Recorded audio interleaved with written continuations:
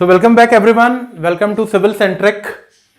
सो हम लोग soil mechanics में जो बातें करे थे उसको आगे कंटिन्यू करेंगे। ये वो बातें मैंने वापस से आपको स्क्रीन पे दिख रही होंगी, ये सारी बातें हम लोग ऑलरेडी कर चुके थे। अब मैं इसको दोबारा बार बार रिपीट नहीं करूंगा बिकॉज आई होप कि ये सारी बातें आपको क्लियर हो चुकी हैं। हाँ, अब बात ये करनी है कि इन सारी प्रॉपर्टीज को मुझे एक दूसरे के साथ कोरिलेट करना है, इनके बीच में रिश्ते डेवलप करने हैं मुझे, है ना।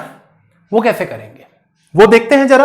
उससे पहले एक बात और याद हो आपको, मैंने पिछले लेक्चर में आपसे बोला था कि भाई हम गामा हो, फॉर एग्जांपल ले रहा हूं, मैंने गामा को लिखा total weight upon total volume partially saturated soil के लिए। तो इसका यूनिट मैंने बोला कि भैया इसका यूनिट हो जाएगा kilo newton per metre cube का। मैंने एक बात बोली थी उस समय पे, अगर आपको याद हो तो, कई बार वेट की जगह पे ना मास का यूज कर लिया जाता है। तो फिर क्या होगा, अगर मैं यहां पर न्यूमरेटर में वेट ऑफ द सॉइल की जगह पे mass of the soil use कर लूं तो क्या फर्क पड़ेगा मेरे इस प्रॉपर्टी में? क्या इस प्रॉपर्टी का नाम चेंज हो जाएगा? कुछ तो चेंज होगा ना भाई, क्योंकि वेट और मास अलग अलग चीज होती हैं। क्या डिफरेंस है वेट और मास में? ये तो 12वीं 11वीं से पढ़ते आ रहे हैं, फिर फर्स्ट ईयर में इंजीनियरिंग मैकेनिक्स में भी कहीं ना कहीं तो पढ़े ही होगी ये बात। तो सब लोग, जब मैं जनरली स्टूडेंट से पूछता हूं कि वेट और मास में अंतर क्या है, तो सबका एक जवाब, सर W बराबर mg। अरे ये तो फॉर्मूला है बेटा, ये तो एक रिलेशन है between those two quantities. Basic difference क्या है? किसी भी बॉडी का मास और किसी भी बॉडी का वेट होता क्या है? तो भैया सीधी सिंपल सी बात है कि वेट तो एक तरीके का फोर्स है। कैसा फोर्स है? जिस फोर्स से धरती का सेंटर आपको अपनी तरफ खींच रहा है वो आपका वेट होता है। The force by which the centre of the earth attracts या पुल्स अ बॉडी, जिस फोर्स से धरती का सेंटर आपको अपनी तरफ खींचता है वो आपका वेट है। फोर्स है मतलब एक, और जो मास है ना वो एक स्केलर क्वांटिटी है। The amount of the matter which is present inside our body. भाई मैटर तीन तरीके से हो सकते हैं, सॉलिड, लिक्विड्स एंड गैस। हमारे शरीर के अंदर में कितना मैटर प्रेजेंट है वो हमारा मास होता है। बात समझ में आ रही होगी। तो भाई मैंने बोला कि मास जो है किसी भी बॉडी का, that is the amount of matter. ये मैटर सॉलिड के रूप में भी हो सकता है, गैस के रूप में भी हो सकता है, लिक्विड्स के रूप में भी हो सकता है। Amount of matter in a body, किसी भी बॉडी के अंदर में कितना मैटर प्रेजेंट है वो उस बॉडी का मास होता है। मास का जो यूनिट होगा केजी में हो सकता है, ग्राम्स में हो सकता है, टन में हो सकता है, क्विंटल में हो सकता है। क्विंटल ये सब तो सुने होंगे ना, केजी हो, ग्राम हो, टन हो, क्विंटल हो, ये मास है। और वेट की अगर मैं बात करूं तो the force by which a body is attracted towards centre of the earth. ये एक वेक्टर क्वांटिटी है भाई, जीरो हो सकता है वेट। मास जीरो नहीं होगा किसी भी बॉडी का, वेट जीरो हो सकता है। वेट का यूनिट क्या होगा? फोर्स है ना, फोर्स का यूनिट तो हमने पढ़ा हुआ है ना, it can be kilo Newton या फिर न्यूटन। अब काम की बात यह है कि सर अगर मुझे वेट ऑफ द सॉइल की जगह पे मास ऑफ द सॉइल दे दिया जाए तो फिर क्या होगा? तो उसको जरा देखते हैं फटाक से, जरा देखेंगे ध्यान से, है ना बेटा। देखिए मैंने गामा पढ़ा था बल्क यूनिट वेट, जिसको मैंने बोला था total weight upon total volume. इसको मैंने बोला था this is the bulk unit weight of the soil, partially saturated soil. अब अगर मुझे वेट की जगह पे मास दिया जाएगा तो ये बन जाएगा total mass of the soil upon total volume. Volume तो वही रहेगा, लेकिन वेट की जगह पे मास दे दिया था, तो अभी भी मैं इसको रिप्रेजेंट तो गामा से ही करूंगा। लेकिन अब ये बल्क यूनिट वेट नहीं, ये बल्क डेंसिटी कहलाएगा, ये बल्क डेंसिटी कहला जाएगा। बस यही अंतर है। अगर मुझे वेट दिया जा रहा है तो ये बल्क यूनिट वेट कहलाता है, वेट अपॉन वॉल्यूम। और अगर मुझे मास दिया जा रहा है तो total mass upon total volume मेरे पास बल्क डेंसिटी कहलाती है। अब अंतर क्या होगा जरा देखेंगे। अगर W अपॉन V दिया था तो इसका यूनिट जनरली आपको kilo newton per metre cube में देखने मिलेगा।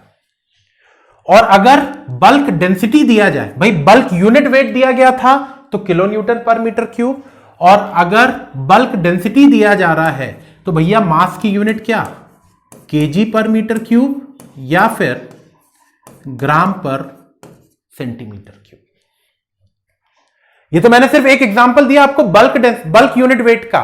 सेम चीज आप सैचुरेटेड यूनिट वेट के साथ कर सकते हैं, सबमर्ज्ड यूनिट वेट के साथ कर सकते हैं, ड्राई यूनिट वेट के साथ कर सकते हैं। यूनिट्स में फर्क आ जाएगा। अगर वेट अपॉन वॉल्यूम है तो kilo newton per metre cube में रिप्रेजेंट होगा और उसका नाम हो जाएगा बल्क यूनिट वेट। और अगर मास दे रखा है तो ये केजी पर मीटर क्यूब या ग्राम पर मीटर क्यूब में चलेगा, हो सकता है टन पर मीटर क्यूब में भी दे दिया जाए, चांसेस कम है लेकिन हो सकता है।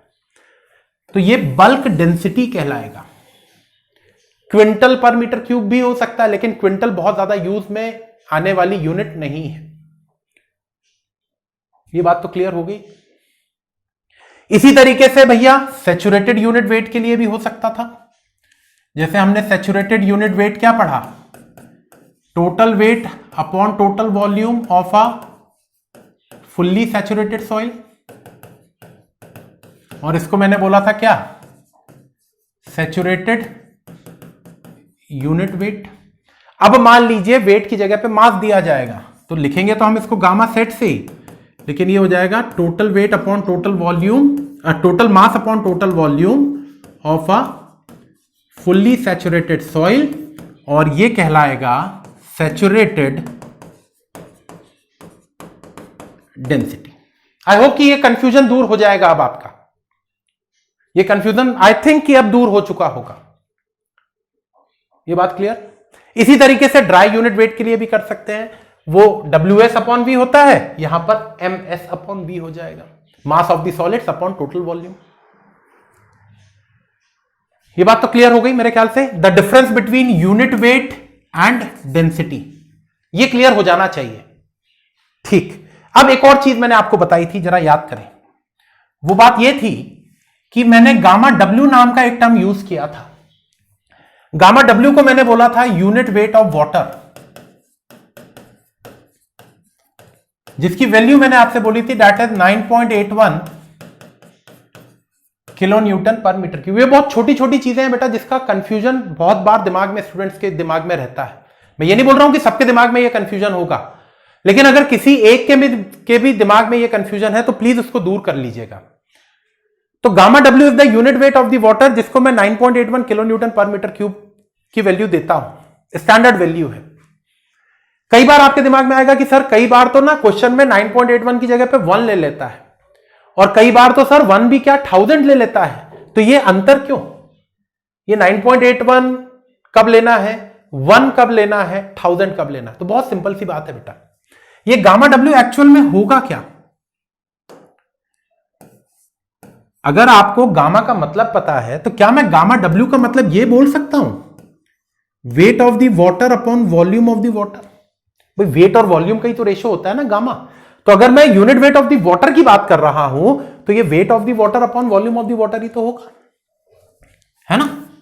This is the weight of water upon volume of water. तो मैं 9.81 kilo newton per metre cube इसकी वैल्यू बोल देता हूं, स्टैंडर्ड वैल्यू है ये। लेकिन अगर कई बार वेट ऑफ द वाटर की जगह पे मुझे मास ऑफ द वाटर दे दिया जाए, हो सकता है ना ये चीज भी, वेट ऑफ द वाटर की जगह पे अगर मुझे मास ऑफ द वाटर दे दिया जाए, तब कहानी थोड़ी सी चेंज हो जाएगी। क्या हो जाएगी जरा देखते हैं। मान लीजिए अगर इस वेट ऑफ द वाटर की जगह पे मुझे मास ऑफ द वाटर दे दिया जाए तो ये फॉर्मूला कैसा दिखने लगेगा? ये फॉर्मूला मुझे दिखने लगेगा कुछ ऐसा, mass of the water upon volume of the water. तो फिर इसका यूनिट बताएं भैया क्या होगा? इसका यूनिट हो जाएगा केजी पर मीटर क्यूब या फिर ग्राम पर सेंटीमीटर क्यूब। क्योंकि एक सिंपल सी बात समझना कि अगर मैं मास को ग्राम में ले रहा हूं तो वॉल्यूम भी तो छोटा ही होगा ना, और छोटे वॉल्यूम को जनरली मैं सेंटीमीटर क्यूब में रिप्रेजेंट कर दूंगा। तो अगर कहानी कुछ ये है जहां पर पानी का वेट नहीं, पानी का मास लिया गया है, तो वहां पर ये क्या कहलाएगा? ये डेंसिटी ऑफ द वाटर कहला जाएगा। ये तो unit weight of the water था ना, this was the unit weight of water. लेकिन अगर मैं मास यूज कर रहा हूं तो ये मेरा डेंसिटी ऑफ द वाटर हो जाएगा।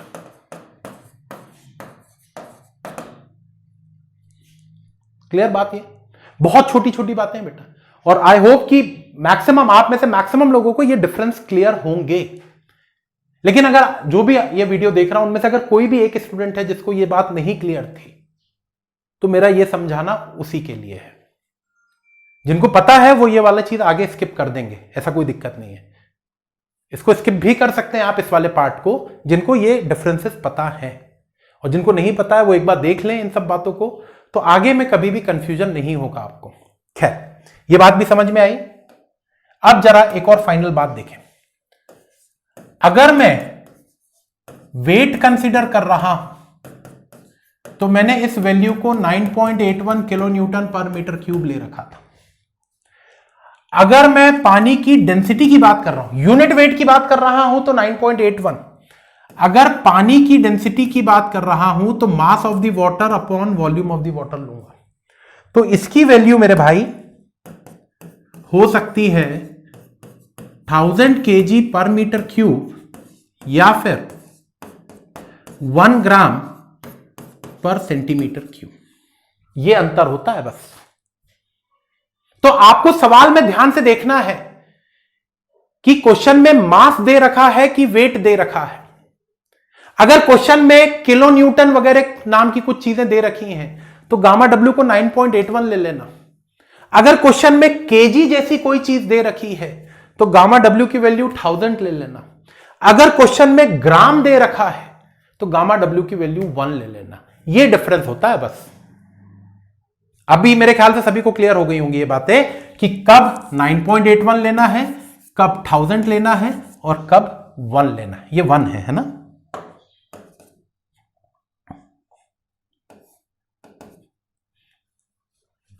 क्लियर है बात बेटा? चलिए, तो ये सब बातें एक जनरल बातें थी। जिनको पता है ये 15-20 मिनट का जो पार्ट था उसको आप स्किप कर दीजिएगा, कोई दिक्कत नहीं है। जिनको नहीं पता थी ये बातें वो इसको एक बार अगर देख लेंगे तो आगे दिक्कत नहीं आएगी। ठीक है, चलिए ये बात हो गई भैया। अब जरा अपने काम की बातों पे आते हैं। ये जितनी भी बात मैंने बताई है ये सिलेबस का पार्ट नहीं था, है ना? लेकिन सवालों में इस तरीके की उलझन ना हो आपको कभी, इसलिए मैंने ये सारी बातें आपको बता दी हैं। खैर, जो 13 प्रॉपर्टीज हमने सॉइल की देखी थी उनको अब आपस में कोरिलेट करना है मुझे। कैसे किया जाएगा कोरिलेट, जरा देखते हैं। काफी मजेदार चीज, और यहीं से अब हमारे फॉर्मूले बनेंगे और उन फॉर्मूलों से सवाल बनेंगे। सवालों पे हम आएंगे, लेकिन उससे पहले कुछ फॉर्मूले हैं वो देखते हैं। फॉर्मूलों का डेरिवेशन मैं अभी फिलहाल मैं आपको बताऊंगा।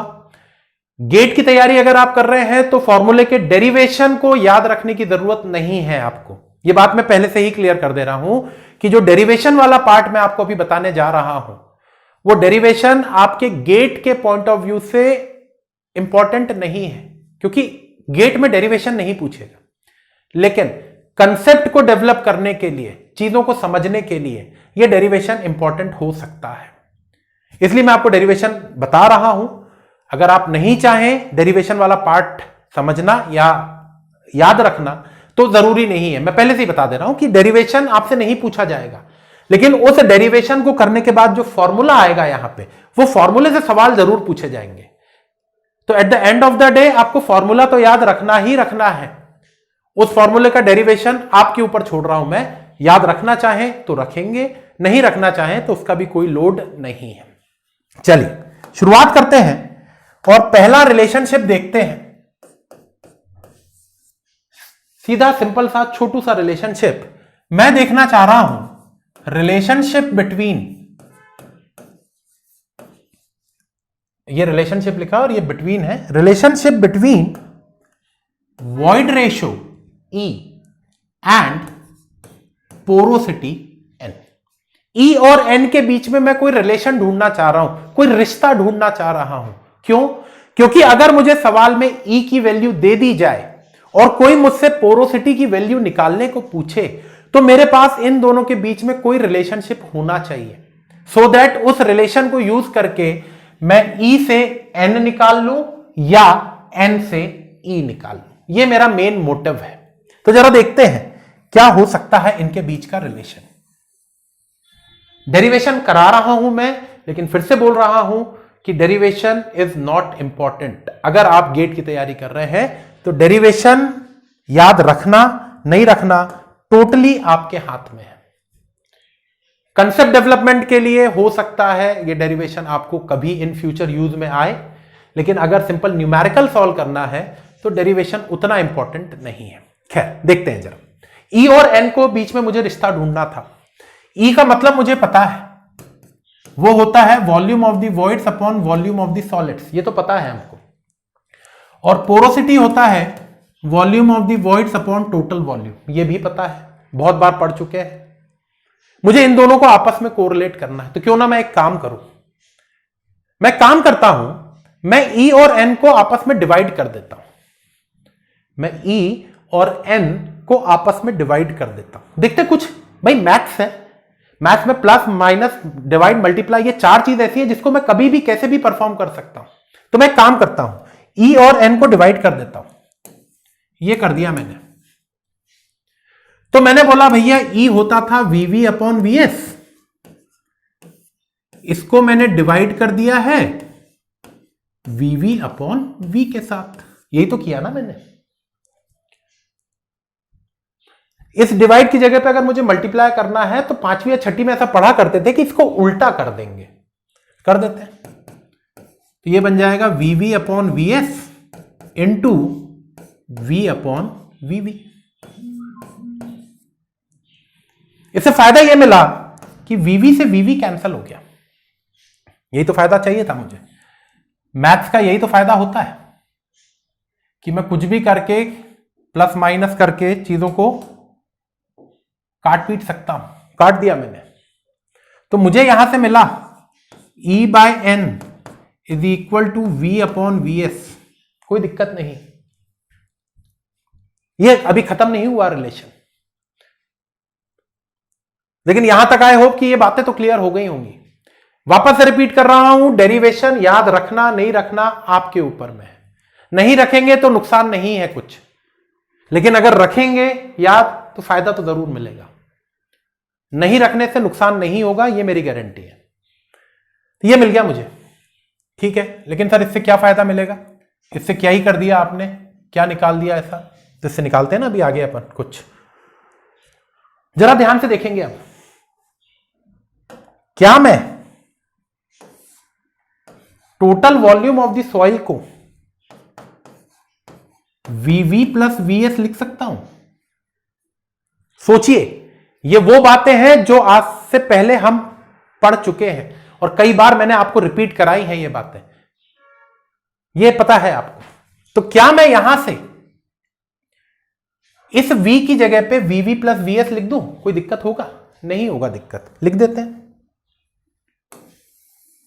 इसी को आगे मैं कंटिन्यूएशन में ले रहा हूं, तो E बाय N को मैंने लिखा, V की जगह पे मैंने लिख दिया VV प्लस VS और नीचे में मैंने लिख दिया जो था VS लिख दिया। ठीक है सर, तो E by N is equal to VV upon VS plus 1। भाई VS कॉमन था ना दोनों में, तो VV upon VS plus VS upon VS, तो VS अपॉन VS 1 हो गया। अब देखो ना क्या मजेदार चीज मिली, ये VV अपॉन VS तो मुझे पता है ना क्या होता है, VV अपॉन VS तो सर E ही होता है। तो क्यों ना मैं एक काम करूं, E by N is equal to E plus one लिख दो, क्योंकि वीवी अपॉन वीएस तो ई आपने पढ़ाया हुआ था सर और हमको याद भी है, तो यहां से मिल गया कि नहीं relation, N is equal to E upon one plus E. ये मेरा पहला रिलेशनशिप, सॉइल मैकेनिक्स का पहला फॉर्मूला मिला मुझे जाके ये, कि पोरोसिटी और वॉइड रेशो के बीच में आपस में क्या रिलेशन होता है। तो आप बोलेंगे कि भैया जो पोरोसिटी होता है ना सर, वो होता है ई अपॉन वन प्लस ई के बराबर। इसको लिखने का एक और तरीका है, बताता हूं अगली स्क्रीन पे, लेकिन आई होप कि ये बातें तो क्लियर हो गई होंगी भैया सभी को, कोई नई बात नहीं की हमने यहां पर। ई का फॉर्मूला मुझे पता था, एन का फॉर्मूला मुझे पता था, दोनों को डिवाइड मार दिया, डिवाइड मारा तो मैथ्स था मेरे पास, काटा पीटी मचाई, कुछ नया टर्म मिला, इस वीवी को रिप्लेस कर दिया वीवी प्लस वीएस से, मेरे पास ये फॉर्मूला आ गया। क्लियर? इसको दूसरे तरीके से भी लिख सकते हैं हम, भाई मैथ्स है, क्रॉस मल्टीप्लाई करके कुछ नया ढूंढने की कोशिश करें, देखते हैं कुछ मिलता है कि नहीं। तो ये फॉर्मूला एक मिला मुझे। अगला देखें जरा, मैंने बोला मुझे मिला n is equal to E upon one plus E, ये मिला मुझे अभी। मैं इसको दूसरे तरीके से लिखने की कोशिश करना चाह रहा हूं, देखता हूं सफल होता हूं कि नहीं। तो इसको मैंने लिखा, क्रॉस मल्टीप्लाई किया, तो n plus N E is equal to E. ये डिनोमिनेटर को उठा के इस साइड ले गए, मल्टीप्लाई कर दिया तो कुछ ऐसा मिल गया। तो n is equal to E minus N E लिख सकते हैं। n is equal to E common ले लूंगा, वन माइनस एन, तो यहां से एक और मिल गया मुझे, E is equal to N upon one minus N.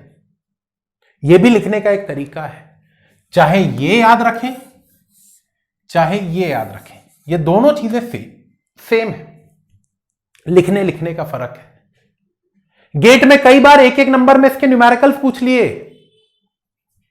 n दे के e पूछ लेगा या e दे के n पूछ लेगा, या इन दोनों के बीच में ये रिश्ता पूछ लेगा, सीधा फॉर्मूला। क्वेश्चंस करेंगे हम आगे अभी, लेकिन पहले रिलेशन तो बना लें, रिलेशन तो डिराइव कर लें। तो मेरे पास पहला रिलेशनशिप आ गया है between void ratio and porosity. आप उसको n is equal to E upon one plus E के रूप में भी याद रख सकते हैं, E is equal to N upon one minus N के रूप में भी याद रख सकते हैं। मेरा सजेशन है कि दोनों तरीके से याद रखें, क्योंकि पता चले ये याद रखें, आज से 4 महीने बाद भूल जाओ ये वाला, तो बोला सर आपने तो ऐसा कुछ बताया था, ये तो बताया ही नहीं था, तो वो भी बता दिया मैंने। ठीक है भैया, तो ये पहला फॉर्मूला बन गया मेरे पास, that is a relationship between void ratio and porosity. I hope कि याद रहेगा। ये छोटा सा डेरिवेशन था, लंबा दिख रहा होगा क्योंकि एक्सप्लेन करने में मैंने एक एक स्टेप लिखी है यहां पे, तो आपको लग रहा होगा कि सर ये तो 2 पन्ने में जाएगा डेरिवेशन। 2 पन्ने का नहीं है, आराम से देखेंगे तो बहुत अच्छे से हो जाएगा आपका। ठीक है, चलिए अगला रिलेशनशिप देखते हैं। कुछ और क्वांटिटीज हमने पढ़ी हुई थी भाई, 13 क्वांटिटीज है मेरे पास, उन 13 क्वांटिटीज को आपस में कोरिलेट करना है मुझे। अभी तो मैंने 2 ही को किया, ई और एन को, कुछ और करते हैं, जरा देखेंगे। अब मैं एक काम करता हूं, अब मैं कोरिलेट करता हूं, अब मैं रिलेशनशिप निकालना चाह रहा हूं, किसके किसके बीच में निकाली जाए।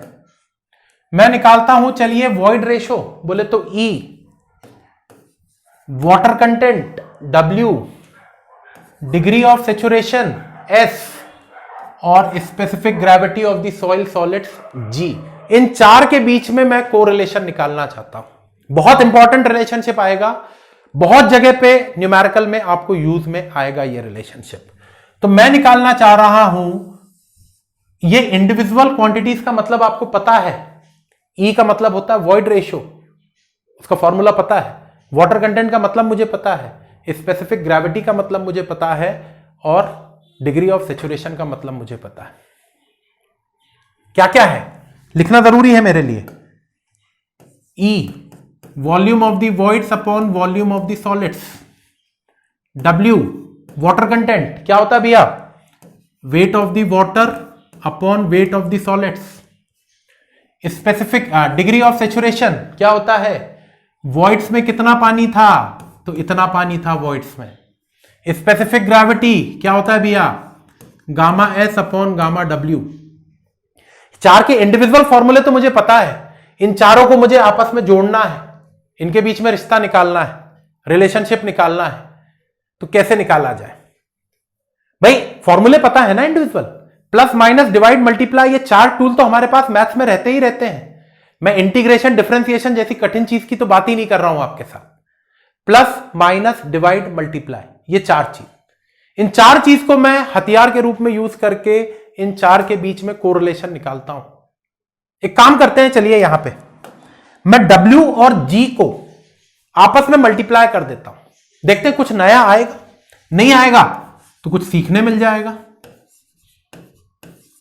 तो मैं क्या करता हूं, मैं W और G को आपस में मल्टीप्लाई करके देखूं, हो सकता है कुछ नई चीज मिले, और नई भी मिलेगी तो क्या ही फर्क पड़ेगा, है ना? चलिए देखते हैं जरा। ट्रायल एंड एरर, मतलब मुझे मालूम है कि क्या करना है, मैं आपके लिए बता रहा हूं कि ट्रायल एंड एरर में तो कुछ भी कर लो ना यार, क्या ही फर्क पड़ना है। प्लस माइनस डिवाइड मल्टीप्लाई सब करके देख लो, कुछ तो नया मिलेगा ना मुझे। तो वही देखते हैं, चलो जरा मैं W और G को आपस में मल्टीप्लाई करता हूं, कुछ नया देखते हैं मिलता है क्या। तो मैं इक्वेशन 1 और इक्वेशन 2 को आपस में मल्टीप्लाई कर रहा हूं। 1 और 2 मैंने इनको नाम दे दिया है, मैं 1 और 2 को आपस में मल्टीप्लाई करता हूं, जरा देखें कुछ मिलता है क्या। तो W इंटू G, तो इसको मैंने जब मल्टीप्लाई किया तो मुझे मिला wait of the water upon weight of the solids into gamma S by gamma W, ऐसा कुछ मिल जाएगा। W और G को आपस में मल्टीप्लाई करने पे ऐसा कुछ मिल जाएगा। ठीक है, यहां तक तो हो गया, समझ में आया मुझे यहां तक। अब जरा देखें ध्यान से, मैं एक और काम करता हूं। क्या करते हैं जरा देखते हैं। मैंने क्या किया, इसी को थोड़ा सा सिंप्लीफाई करके देखें, कुछ तो मिलेगा, कुछ ना कुछ तो मिलना चाहिए। क्या जरा मुझे बताएंगे सभी लोग, क्या मैं इस वेट ऑफ द वाटर को unit weight of the water into volume of the water लिख दूं? क्योंकि मैंने ऐसा कुछ पढ़ा हुआ था, मैं लिख के दोबारा मिटा रहा हूं। मैंने पढ़ा हुआ था गामा डब्ल्यू होता है weight of the water upon volume of the water. तो क्या मैं वेट ऑफ द वाटर को unit gamma W into V W लिख दूं? वेट के साथ तो ऐसा कर सकते हैं ना, ठीक है ना? तो मैं ऐसे ही करने जा रहा हूं। ठीक है, जरा देखेंगे। तो मैंने इस डब्ल्यू डब्ल्यू की जगह पे लिख दिया gamma W into V W. कोई फर्क नहीं पड़ा मुझे, क्योंकि मुझे पता है वेट ऑफ द वाटर को मैं gamma W into V W लिख सकता हूं। क्या मैं वेट ऑफ द सॉलिड को, ध्यान से देखना, क्या मैं वेट ऑफ द सॉलिड को gamma S into V S लिख सकता हूं? आप में से कईयों के दिमाग में आएगा सर कैसे, बताओ जरा कैसे किया आपने ये। तो ऐसे किया मैंने, इसको मैं यहां पर लिख रहा हूं, दोबारा से मिटा दूंगा इसको। मैंने पढ़ा था gamma S is equal to होता है weight of the solids upon volume of the solids, पढ़ा है ना ये। तो यहां से मैंने वेट ऑफ द सॉलिड को लिख दिया gamma S into V S, वही तो लिखा मैंने। ठीक है, चले ये लिख के मिटा भी रहा हूं मैं, क्योंकि ये सिर्फ आपके समझने के लिए था। एक बार अगर आपको ये बातें समझ में आ जाएंगी तो बार बार ये लिखने की भी जरूरत नहीं पड़ेगी मुझे। लेकिन अभी क्योंकि नया नया सब्जेक्ट है, नया नया चीजें हैं, तो हर चीज में लिख के बता दूंगा, तो आपके दिमाग में डाउट नहीं रहेगा किसी भी प्रकार, और डाउट रहना भी नहीं चाहिए। चलो ये हो गया भैया गामा एस, और उसको वैसी का वैसी लिखे रहने देते हैं, gamma S upon gamma W. इस वाले को ऐसी कैसे लिखा, वेट को मैंने ऐसा लिख दिया। कुछ ना कुछ नया मिलेगा मुझे, क्या मिलेगा जरा देखेंगे।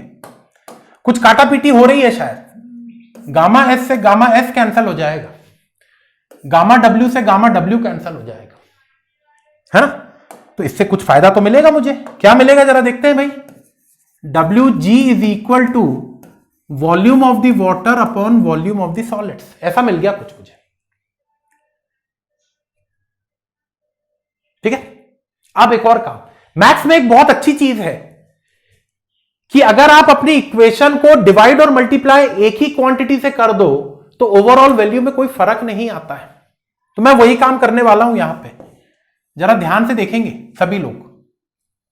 मैं क्या करने वाला हूं जरा ध्यान से देखेंगे, और वहीं पे कहानी खत्म भी हो जाएगी इस डेरिवेशन की। मैंने लिखा इसको wait of the water upon weight of the solids, ये तो मालूम है मुझे।